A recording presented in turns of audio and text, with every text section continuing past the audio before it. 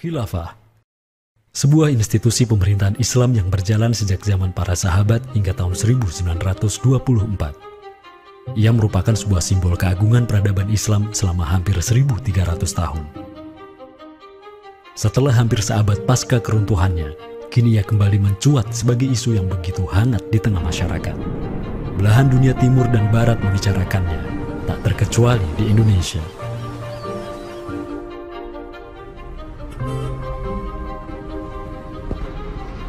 Perdebatan tentang khilafah tak terhindarkan. Apakah ia pantas diterima atau tidak di zaman modern saat ini? Kita tahu khilafah atau kehilafahan Islam itu di Nusantara bukan hal yang baru. Ya, sudah ada hubungan relasi antara kesultanan-kesultanan dan kerajaan Islam Nusantara dengan kehilafahan di Turki Utsmani atau wilayah Arab secara keseluruhan itu sejak abad ke-7.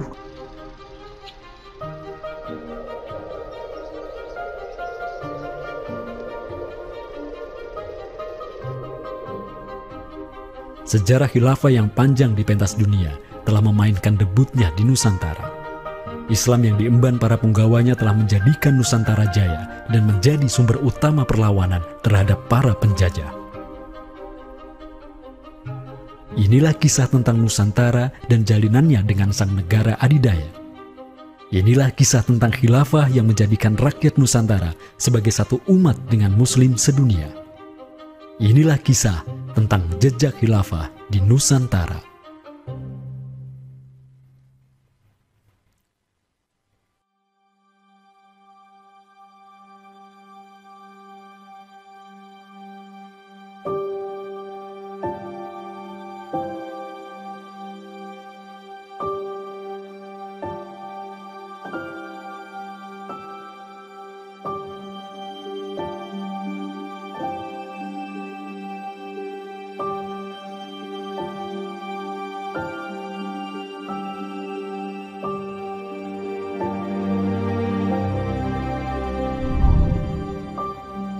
Senin, 12 Rabiul Awal tahun 11 Hijriah, bertepatan dengan tahun 632 Masehi. Seluruh langit dunia dirundung mendung. Semua orang di Madinah menundukkan wajahnya, kosong pandangan seraya bercucuran air mata. Di pagi itu, kabar duka menyeruak ke seluruh negeri. Rasulullah Sallallahu Alaihi Wasallam wafat.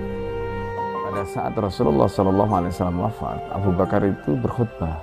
Abu Bakar mengatakan begini, Ya ayyuhan nas, inna Muhammadan qad mata. Wala budda lihada dini man yakumu bihi. Kata Abu Bakar begitu. Wahai manusia, sesungguhnya Muhammad sudah wafat. Dan urusan agama ini harus ada yang mengurusnya. Setelah Abu Bakar menyampaikan demikian, para sahabat pun segera bersepakat untuk mencari dan memilih Khalifatur Rasulillah, seorang pengganti Nabi, untuk menjaga agama dan menjalankan urusan dunia.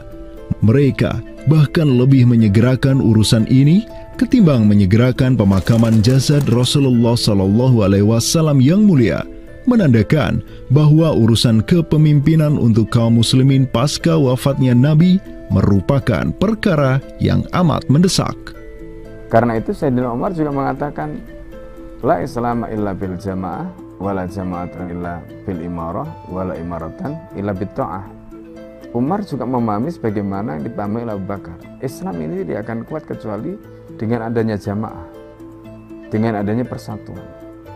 Dan tidak mungkin umat ini bisa bersatu kecuali dengan adanya imarah, adanya khilafah, adanya kepemimpinan. Dan tidak mungkin adanya imarah kecuali dengan adanya ketaatan. Jadi para sahabat itu paham itu. Kemudian para sahabat itu juga menjalankan apa yang diperintahkan Nabi dalam hadis yang lain. Apa kata Rasulullah? Alaikum bisunnati. Kalian harus pegang teguh sunnahku. Wa sunnatil khulafa'ir rasyidin al-mahdiyyin min ba'di. Dan sunnah para khalifah rasyidin al-mahdiyyin min ba'di, mendapatkan petunjuk setelahku. Kemudian Nabi mengatakan, Addu alaiha bin nawajidi.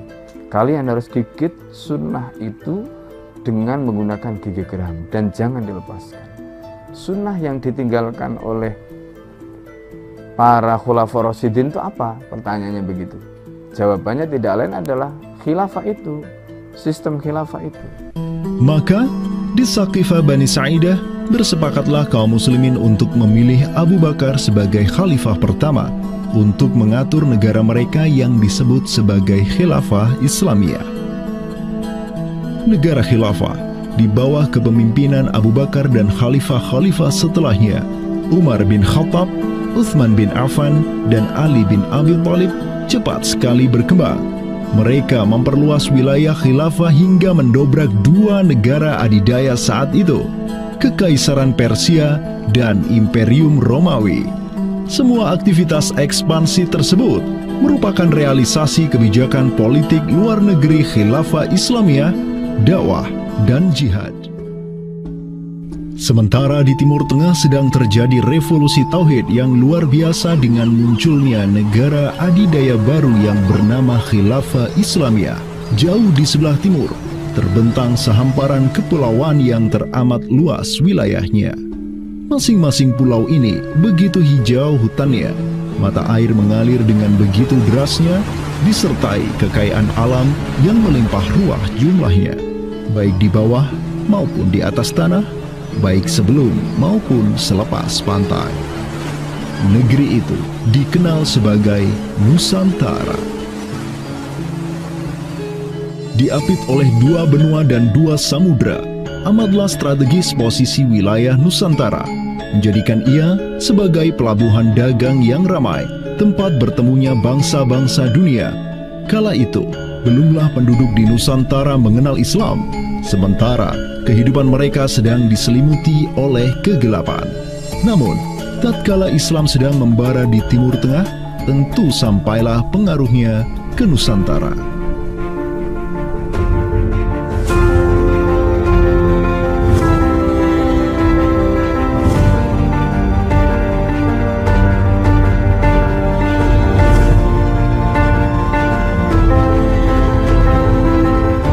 Saya ingin mengutip apa yang pernah dinyatakan oleh Buya Hamka ya di dalam buku beliau dari Perbendaharaan Lama, termasuk juga buku beliau yang judulnya Sejarah Umat Islam, yang beliau menyatakan bahwa sesungguhnya teori yang kita tahu bahwa Islam masuk ke Nusantara itu berasal dari Gujarat pada abad ke-12 sampai 15 Masehi, itu sebetulnya tidaklah tepat sepenuhnya. Karena apa? Karena Buya Hamka memiliki pandangan ataupun penjelasan terkait dengan kapan sesungguhnya Islam masuk ke Nusantara, ke Indonesia. Beliau menyatakan bahwa Islam masuk ke Nusantara itu jauh sebelum teori Gujarat.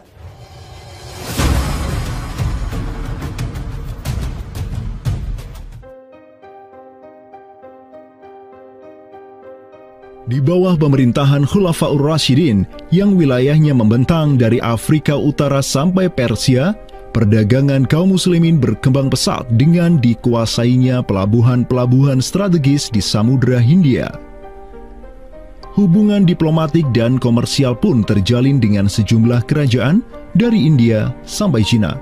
Sui Tangshu, sebuah kronik kuno dari dinasti Tang di Cina mencatat, telah datang serombongan utusan khilafah ke hadapan penguasa Cina di tahun 651 Masehi, di mana tahun tersebut merupakan masa Khalifah Utsman bin Affan.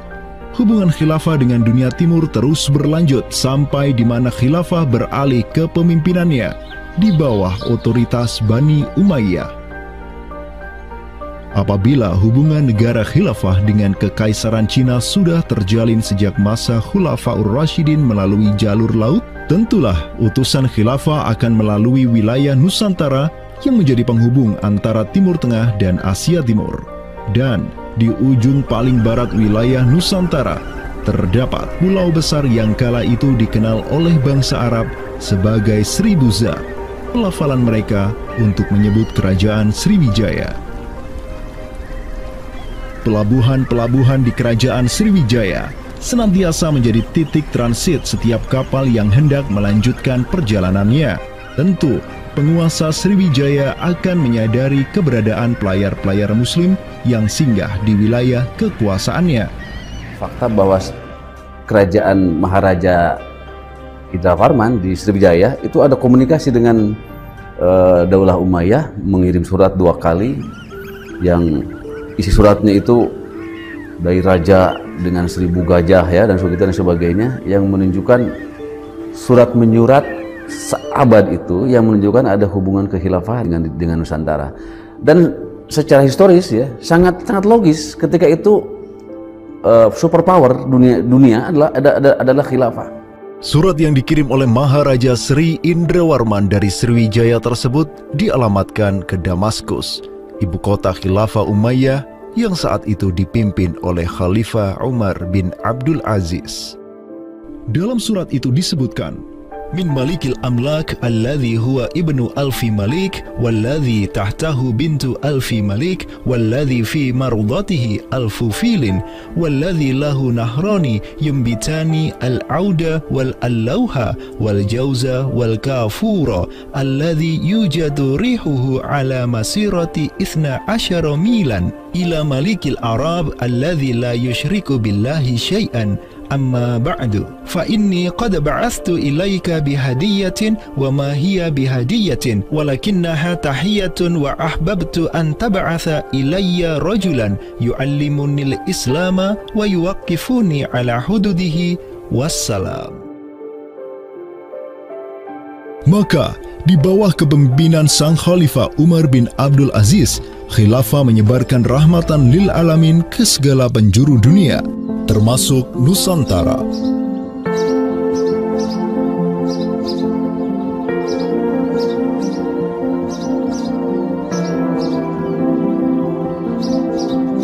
Seperti sekarang Amerika atau Eropa kan ada hubungan dengan semua negara karena dominasi politik, ekonomi mereka, kebudayaan dan sebagainya. Saat itu penguasa dunia atau superpower adalah dunia Islam, institusi politiknya khilafah, maka sangat logis kalau ada relasi dengan berbagai semua negara.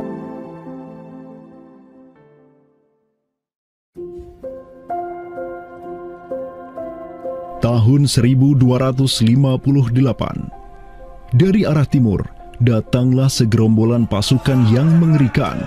Tubuh mereka besar-besar bak raksasa, berkulit kuning dan begitu mahir berpanah dan mengendarai kuda. Inilah pasukan Mongol yang datang dari utara Cina. Khalifah Al-Musta'sim itu dibunuh oleh Hulagu Khan, ya, pemimpin tentara Mongol.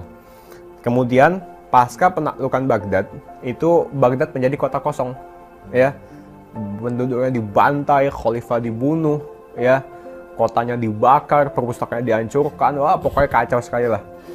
Nah, tapi ternyata banyak keluarga Abbasiyah, ya, dinasti Bani Abbasiyah yang dia itu selamat dari pembantaian orang-orang Mongol, dan mereka itu akhirnya berdiaspora, mengungsi, ya. Ada yang berdiaspora, ada yang mengungsi ke Hijaz, ada yang mengungsi ke daerah Najd, ya, ada yang mengungsi ke daerah Mesir. Ada satu keturunan Abbasiyah, Bani Abbasiyah, yang dia itu mengungsi sampai ke Aceh, gitu.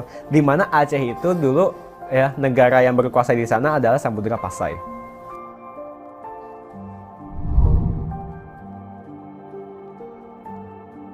Terdapat 3 orang Bani Abbasiyah yang diketahui dimakamkan di Aceh, yakni yang pertama Sodrul Akabir Abdullah bin Muhammad Al-Abbasi, keturunan Khalifah Al-Mustaunsir Billah. Kedua, istrinya Siti Rahiman binti Malikul Mu'azzam, dan ketiga, anaknya Sodrul Akabir Yusuf bin Abdullah Al-Abbasi. Mereka bertiga dimakamkan di kompleks yang sama. Yang paling monumental, yang paling besar di sini kita lihat adalah seorang tokoh yang memiliki predikat As-Sadr Al-Kabir ataupun pengawal para pembesar yang derajatnya mungkin setingkat dengan Perdana Menteri. Beliau bernama Abdullah bin Muhammad bin Abdul Qadir bin Abdul Aziz bin Al-Mansur Abi Ja'far Al-Abbasi, yang mana genetika beliau yang daripada Al-Mansur ini sendiri yang merupakan kakek buyut daripada Abdullah ini adalah seorang khalifah dari Bani Abbasiyah. Bani Abbas ini yang terkubur di Aceh, ya, Lok Sumawe ini, ayahnya ini, ya, Muhammad bin Abdul Qadir, ternyata dia itu dicatat oleh Ibnu Battuta, ya, dicatat oleh Ibnu Battuta dalam rihlahnya kitab Tuhfatun Nazar, ya. Nah, dia itu ayahnya Abdullah bin Muhammad Sodrul Akabir yang di Pasai itu menjadi gubernur, ya, menjadi gubernur di mana, di daerah India, gitu, dicatat oleh Ibnu Battuta, gitu, ya. Dan Ibnu Battuta mencatat sultan-sultan di India itu begitu hormat, ya, begitu taat, dan mereka itu memuliakan keturunan Khalifah Abbasiyah ini, ya, keturunan Khalifah Al-Mustansir billah, begitu. Nah, ini mengindikasikan bahwasanya apa? Sultan-sultan India itu begitu memuliakan, dan mereka itu dalam satu riwayat lain juga membaiat Khalifah Abbasiyah yang ada di Mesir. Sementara sultan-sultan di India, ya, kesultanan Islam di India itu punya hubungan erat dengan Samudra Pasai, begitu. Nah, di sini kita bisa menduga kuat bahwasanya Samudra Pasai itu juga berbaiat kepada Khalifah Abbasiyah. Samudra Pasai pada masa itu berbaiat kepada dinasti sebelum Utsmaniyah berkuasa, yaitu kita menduga dan meyakini hal tersebut sesuai fakta-fakta yang kita temukan di lapangan bahwa Madinatul Sumatera ataupun Jaziratul Jawi, Samudra Pasai itu berbaiat langsung kepada dinasti Abbasiyah. Sultan Zainal Abidin bin Ahmad bin Malikus Zahir bin Malikus Saleh, penguasa Pasai di masa Sodrul Akabir Abdullah Al-Abbasi hidup, menyatakan baiatnya kepada Khalifah Al-Mutawakkil 'ala Allah di Kairo di awal abad ke-15. Begitu pula sebelumnya, Sultan Muhammad bin Tughluk di Delhi diikuti oleh Sultan Jalaluddin Muhammad dari dinasti Raja Ganesh di Bengali dan penguasa dari dinasti Utsmaniyah di Turki, Sultan Bayazid pertama. Seluruh sultan di dunia Islam menyatakan baiatnya kepada Khilafah Abbasiyah semenjak gelombang badai Mongol berhasil dihentikan oleh pahlawan-pahlawan Mamluk. Pusat Khilafah Abbasiyah kini berpindah ke Kairo, Mesir, dan menjadi magnet kaum muslimin global. Dari pusat khilafah inilah dakwah Islam mulai bangkit kembali dan menggencarkan aktivitasnya dengan mengirim berbagai juru dakwah ke seluruh penjuru alam. Dengan Samudra Pasai yang mendaulatkan dirinya sebagai Darul Islam yang berbaiat kepada khalifah, Samudra Pasai mengemban tugas untuk mengubah seluruh Asia Tenggara dari Darul Kufri menjadi Darul Islam. Sultan Zainal Abidin Ra Ubabdar dibantu oleh putra Sodrul Akabir Abdullah bin Muhammad Al-Abbasi, yakni Yusuf bin Abdullah, yang di pucuk pusaranya tertera nama kakeknya Khalifah Al-Mustansir billah, banyak menaklukkan wilayah-wilayah yang belum Islam di Sumatera dan Semenanjung Malaya. Seperti Ra Ubabdar. Ra Ubabdar itu berasal dari dua kata, Ra dan Ubabdar, yang mana artinya adalah penguasa gelombang. Ini adalah sebuah predikat yang sangat luas sebenarnya maknanya, sesuai dengan masa yang ditorehkan pada waktu tersebut, bahwa Sultan Zainal Abidin Ra Ubabdar bin Ahmad bin Muhammad bin Al-Malik Al-Salih ini adalah salah satu masa kegemilangan Samudra Pasai, yang mana kita ketahui setelah masa tersebut yang memimpin Kesultanan Sumatera adalah anak keturunan daripada beliau ini, yang jumlahnya sampai 11 orang sultan. Bergerak dan terus bergerak itu meluaskan dakwah Islamnya sampai ke pulau-pulau. Itu masa Zainal Abidin Ra Ubabdar, terutama penakluk gelombang yang dijuluki beliau itu melebarkan sayap itu sampai ke seluruh Asia Tenggara. Digelarilah Sultan Zainal Abidin Pasai dengan sebutan Ra Ubabdar, bahasa Persia untuk gelar sang penakluk gelombang, karena dengan arungan pasukannya yang luar biasa di atas gelombang laut Nusantara, ia membuka banyak sekali wilayah, seperti Malaka misalnya, di mana di sanalah Sultan Zainal Abidin Ra Ubabdar menempatkan putranya Sultan Mansur sebagai penguasa Darul Islam Malaka. Kesultanan Samudra Pasai banyak pula mengirimkan juru dakwahnya untuk meminta penguasa-penguasa Nusantara lain agar menerima Islam. Salah satu juru dakwah tersebut dikirim ke Jawa Timur, pusat pemerintahan rezim yang mendominasi wilayah Nusantara saat itu, Kerajaan Majapahit.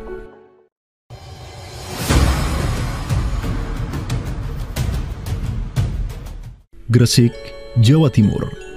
Di kota yang hanya berjarak 60 km dari Trowulan, ibu kota Kerajaan Majapahit, terbaring jasad mulia di atas pusara marmer yang begitu indah. Inilah kubur seseorang yang menginisiasi tegaknya Islam di tanah Jawa, Maulana Malik Ibrahim, yang kemudian dikenal sebagai Sunan Gresik.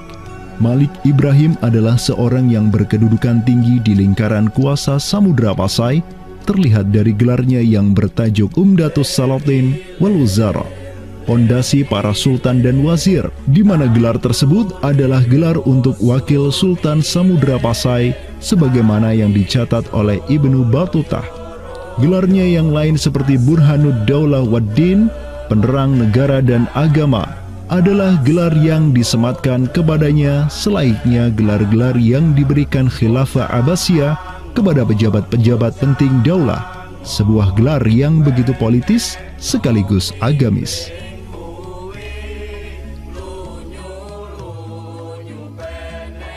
Maulana Malik Ibrahim dikirim oleh Pasai untuk mendakwahkan Islam kepada rakyat dan para penguasa Majapahit. Banyak orang-orang dari kesultanan ini, Kesultanan Samudra Pasai, yang itu berbaiat langsung ke khalifah, itu mengirim orang-orang atau orang-orang Pasai itu banyak bermigrasi ke daerah-daerah lain di Nusantara. Misalkan ya, kalau kita perhatikan makam tertua ya, salah satu makam tertua di Jawa yang sekarang terletak di Gresik, siapa orangnya ya? Pemilik makam ini itu adalah Maulana Malik Ibrahim. Maulana Malik Ibrahim ya, kalau kita perhatikan makamnya yang di Gresik itu sama persis gayanya dengan apa? Dengan makam-makam yang ada di Pasai, begitu. Nah, ini merupakan bukti bahwasanya Sunan Gresik itu pernah ada di Pasai ya, dan dia itu ya tahu sendiri lah ya, bahwasanya Maulana Malik Ibrahim yang kemudian dikenal juga sebagai Sunan Gresik itu merupakan salah satu dari Wali Songo. Bersama kakek, paman, keponakan, cucu cicit dan murid-murid pilihannya yang kemudian disebut Wali Songo, Maulana Malik Ibrahim berdakwah di Jawa dan menyebarkan Islam di kalangan penduduknya. Mereka mendapat sokongan penuh dari negara yang berkuasa di Samudra Pasai, kesultanan yang berbaiat kepada Khilafah Abbasiyah. Dakwah mereka terus berkembang, perlahan namun pasti, dan mulai melumat persendian kuasa Majapahit yang mulai keropos akibat kekacauan internal mereka sendiri.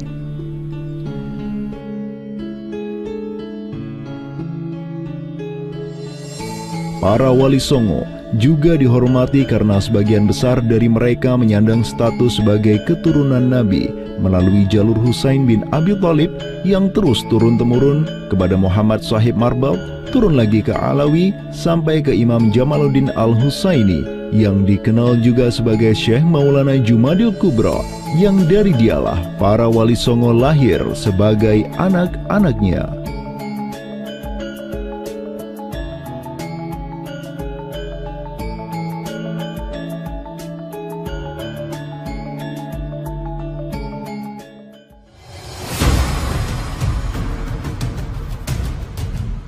Bertolak dari Gresik, dakwah para wali menyebar ke kota-kota lainnya di Pulau Jawa, bahkan sampai keluar Jawa seperti Maluku, Ternate, Makassar, Kalimantan, dan sebagainya. Selain kalangan rakyat, banyak pula pejabat-pejabat Majapahit yang tercerahkan dengan Islam dan sukarela mengucap syahadatain, seperti para adipati Majapahit di Palembang, Cirebon, Semarang, Pekalongan, Jipang sampai Mataram. Tak tanggung-tanggung, di antara mereka yang berislam bahkan merupakan sang putra mahkota Majapahit sendiri, Pangeran Jimbun alias Raden Patah, yang merupakan buah dari pernikahan Raja Brawijaya kelima dengan seorang putri Cina. Ketika dewasa, Raden Patah belajar kepada Sunan Giri di Surabaya, kemudian diangkat menjadi Adipati Demak oleh ayahnya. Kemudian di tahun 1478, Brawijaya kelima digulingkan oleh pesaingnya dari Kediri, Girindra Wardana. Tahta Majapahit yang diduduki oleh musuh ayahnya lantas membuat Raden Patah di Demak beserta seluruh elemen Islam di Jawa pimpinan para Wali Songo bangkit berjihad melawan Girindra Wardana dan penerusnya Patih Udara. Mereka terus berjihad dengan penuh keberanian hingga akhirnya berhasil melumat kekuasaan Majapahit yang dipegang oleh para pemberontak dari pihak Girindra Wardana dan Patih Udara. Kaum muslimin pun meraih kemenangan hingga akhirnya mereka berhasil memproklamirkan berdirinya sebuah daulah Islam pertama di tanah Jawa, Kesultanan Demak, pada tahun 1482. Digelari Raden Patah sebagai Senopati Jimbun Ningrat Ngabdurrahman Panembahan Palembang Saidin Panatogomo, atau dengan gelarnya dalam bahasa Arab Sultan Syah Alam Akbar Al-Fatah. Dialah sultan yang telah memfutuhat Jawa menjadi Darul Islam.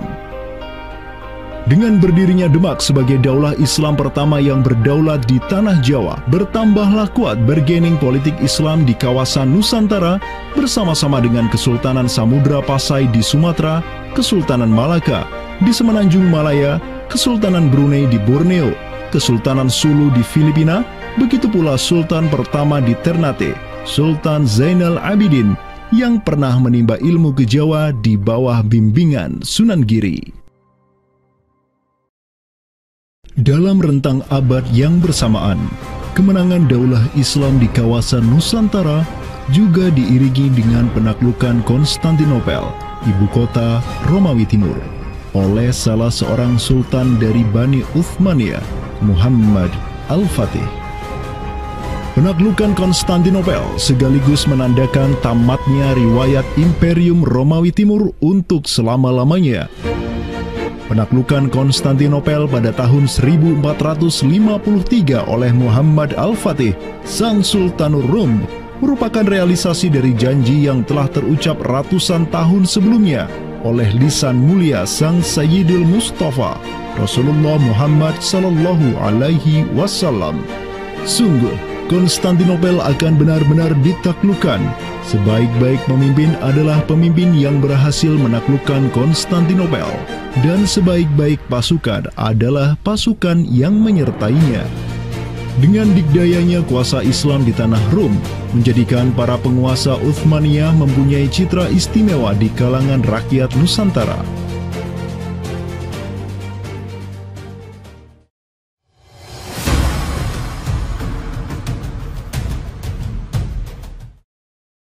Namun demikian, dikala penaklukan demi penaklukan sedang digencarkan oleh tentara Islam mulai dari Rum sampai ke Nusantara, penaklukan yang sama juga digencarkan oleh tentara Kristen di ujung paling barat dunia Islam, Andalusia.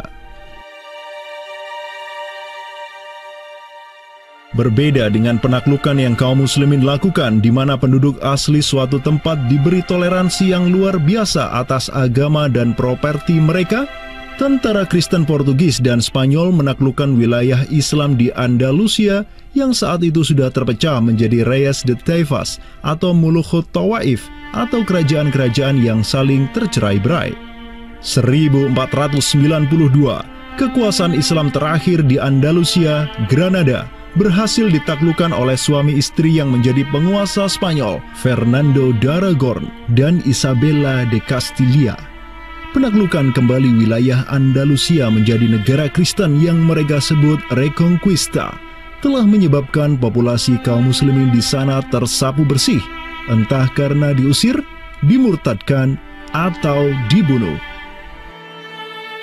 Selain Reconquista, kaum Kristen Spanyol dan Portugis juga mempunyai motif ekonomi untuk menjadikan diri mereka kaya, yakni dengan mencari jalur rempah di Samudra Hindia yang saat itu merupakan potensi sumber daya alam yang luar biasa.